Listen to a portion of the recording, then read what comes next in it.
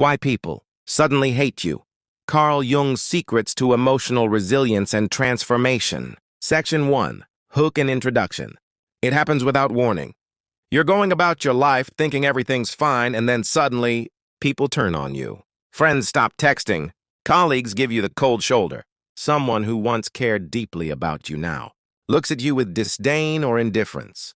And the worst part? You have no idea what you did wrong. If this has happened to you, you're not alone. This is one of the most painful human experiences, and today, we're going to explore why it happens through the lens of one of history's greatest psychologists, Carl Jung. But here's the thing that most people don't realize. The people who hate you aren't really hating you. They're reacting to something else entirely. And once you understand what that something is, everything changes. You'll stop taking it personally. You'll gain the emotional resilience to navigate these situations. And most importantly, you'll understand yourself better than you ever have before. We're diving deep into Carl Jung's psychological framework to uncover the hidden reasons people suddenly turn against you and how to transform this pain into profound personal growth. Stick around because by the end of this video, you'll understand the shadow self, the mechanism of projection, and a practical framework for emotional resilience that Jung spent decades developing. Trust me, this will change how you see relationships forever. Let's begin. Section 2. Who was Carl Jung? Before we explore why people hate you, we need to understand the man behind the theory. Carl Jung was a Swiss psychiatrist born in 1875, but he wasn't just any psychiatrist, he was Sigmund, Freud's protégé, his intellectual heir, and eventually his fierce critic. Jung spent over 50 years studying the human psyche, and unlike Freud, who focused primarily on sexual drives and the unconscious, Jung believed the psyche was far more complex. He believed we all contain multiple selves, hidden aspects of our personality that we don't acknowledge. He developed concepts that changed psychology forever: the collective unconscious, archetypes, synchronicity, and most importantly for today's topic, the shadow self. Why Jung matters for this topic? Jung wasn't interested in quick fixes. He was interested in deep transformation. He understood that the people who trigger us most, the people we have the strongest reactions to, are often mirrors of our own psyche. They're showing us something about ourselves we've been trying to ignore. And when someone suddenly hates you, it's rarely about you. It's almost always about them, about what you represent in their unconscious mind. This distinction is everything. Let me explain why. Section 3. The Shadow Self. Foundation. Imagine you're walking down a sunny street. Behind you is your shadow. You don't look at it. You don't acknowledge it. But it's always there following you, growing darker as the sun gets lower. The shadow self, according to Jung, is the dark side of your personality, the aspects of yourself that you repress, deny, or refuse to acknowledge. It contains your anger, your jealousy, your selfishness, your ambition, your sexuality, your power hunger, all the things that society told you were bad and that you shouldn't express. Here's the critical insight. As a child, you learned which parts of yourself were acceptable and which weren't. Your parents, teachers, and society told you, don't be angry, be nice, don't be selfish, be humble, but don't show off. So you pushed these parts of yourself into the unconscious. You created a persona, a mask that showed the world only the acceptable parts of you, but the shadow didn't disappear. It just went underground. Real-world example. Let's say you were raised in a family where expressing anger was forbidden. Your father never raised his voice. Your mother always kept the peace. So you learned to suppress your anger. You became the nice one. Your persona is patient. Kind always goes along with others. But that anger? It didn't vanish. It accumulated in your shadow. And now, decades later, when someone in your life expresses healthy anger, when they stand up for themselves, raise their voice, demand respect, you feel an inexplicable hatred for them. You judge them harshly. You might even call them aggressive or toxic. What's really happening? You're hating your own shadow. You're reacting to a part of yourself you've refused to acknowledge. Think about someone you've disliked intensely, not someone who did something objectively bad, but someone whose personality just rubbed you the wrong way. Hold that person in your mind for a moment. We're going to come back to them. Section 4, Projection, Why People Hate You. This is where it gets really interesting, and this is where we answer the core question of today's video. Why do people suddenly hate you? Jung introduced a concept called projection. Projection is the unconscious act of taking something that exists inside you and seeing it in the external world instead. It's like this. You refuse to acknowledge your own jealousy.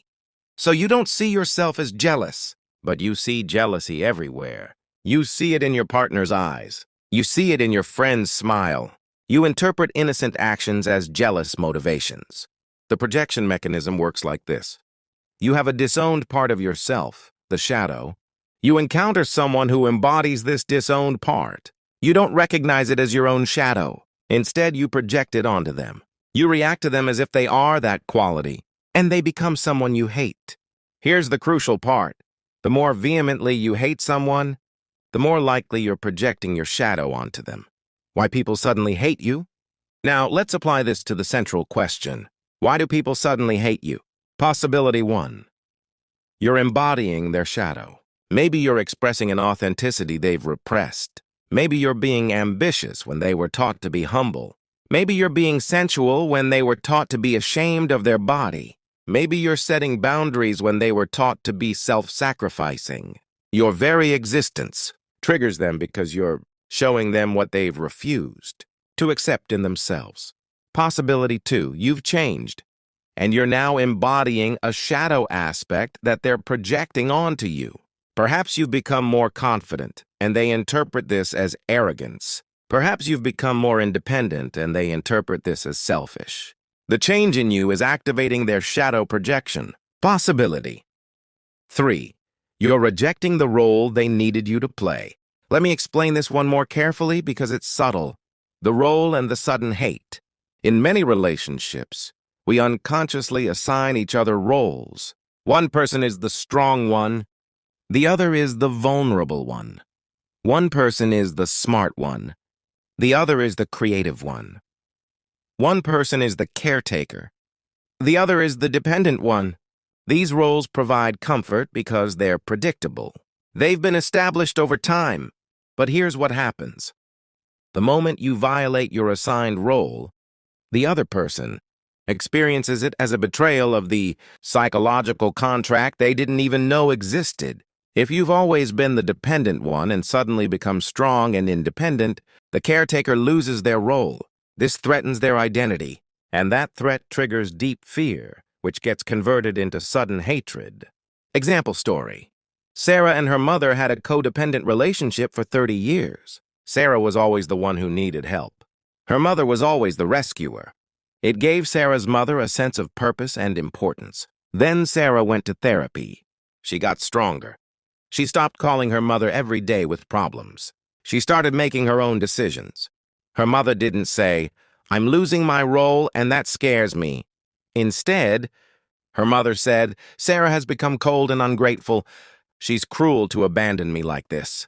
I hate what she's become." Was Sarah's change the problem? No.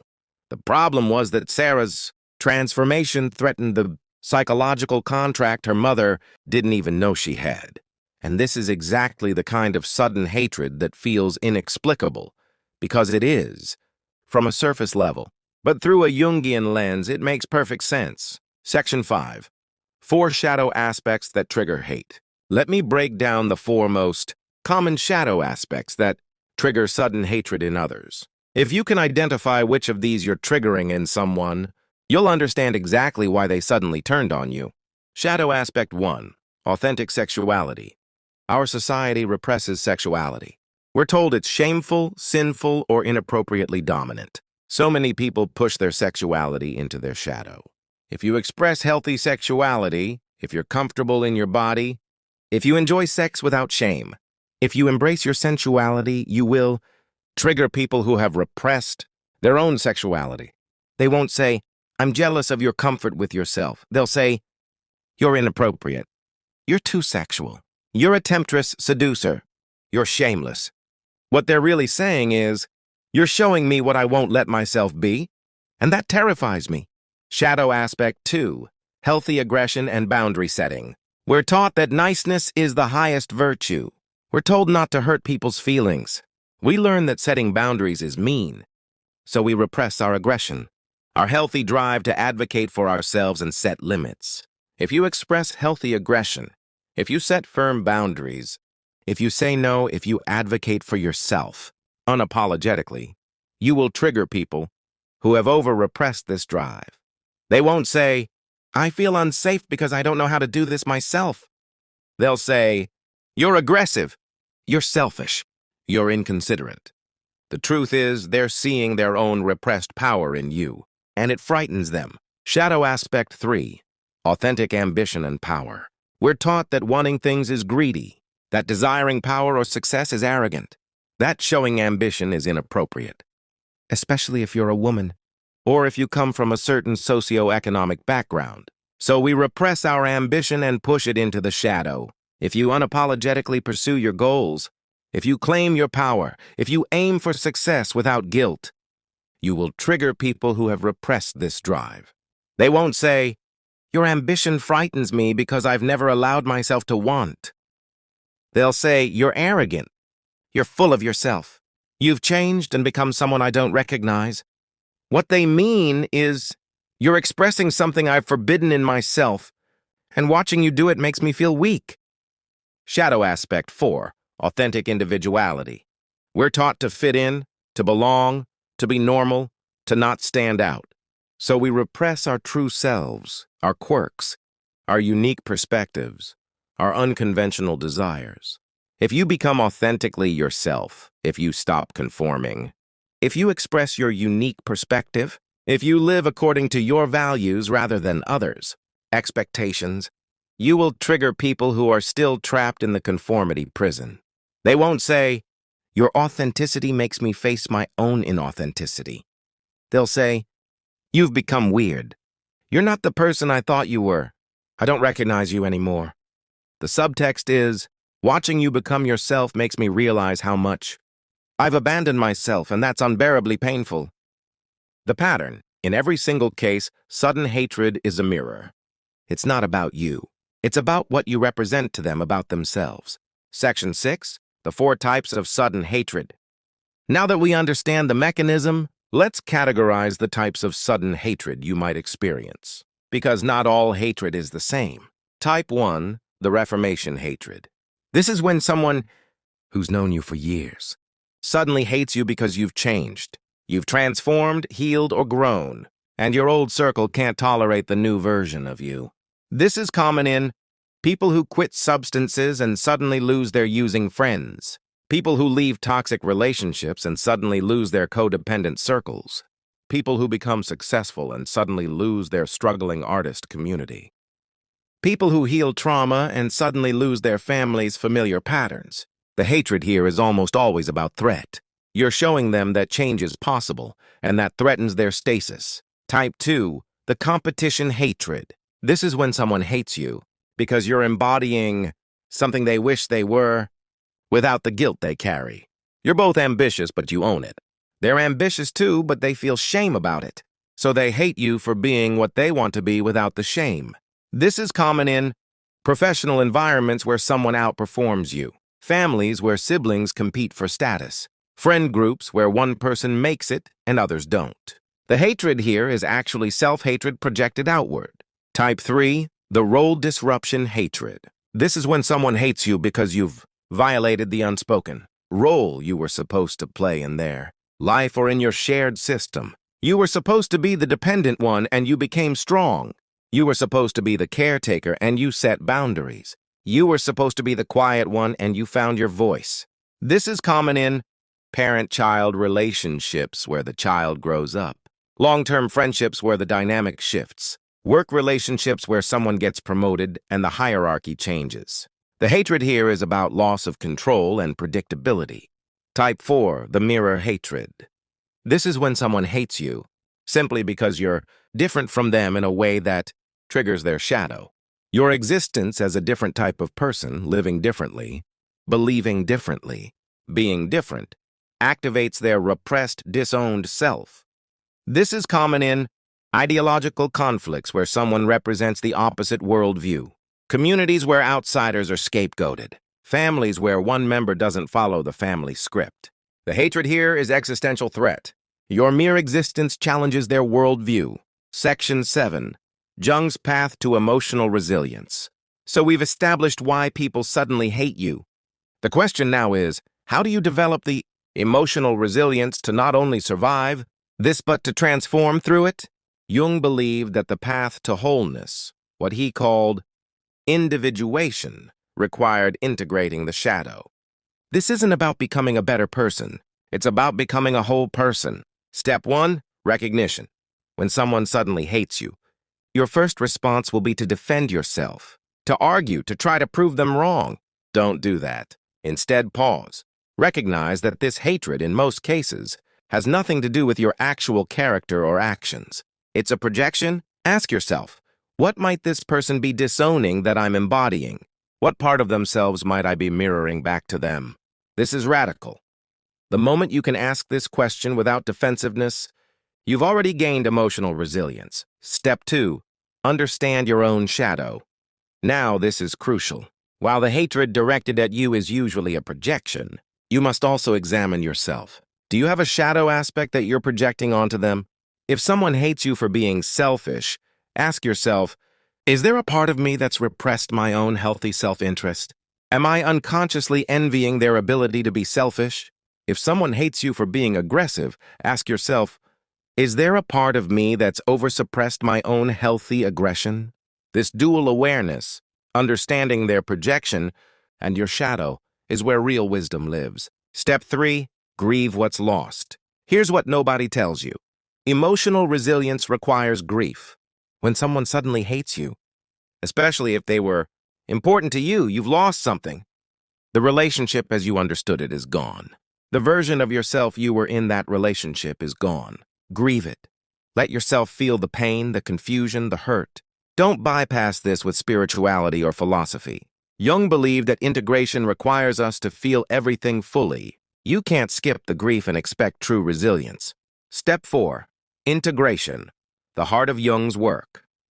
This is where the real transformation happens. Integration means allowing yourself to become more whole. If someone hated you for being selfish, maybe their hatred pointed you toward a part of you that you'd oversuppressed. Maybe you need to honor your own needs more. If someone hated you for being ambitious, maybe their hatred is inviting you to own your power more fully. You're not changing who you are. You're becoming more authentically yourself by reclaiming the parts you disowned. Step 5. Conscious relationships.